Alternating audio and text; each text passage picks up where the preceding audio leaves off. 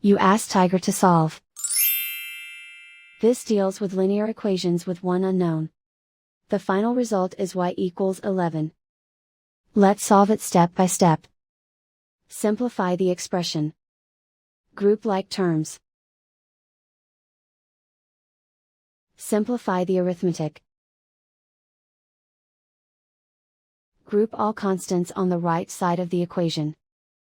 Add 9 to both sides.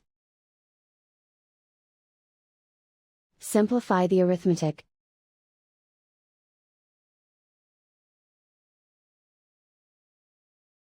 Isolate the y.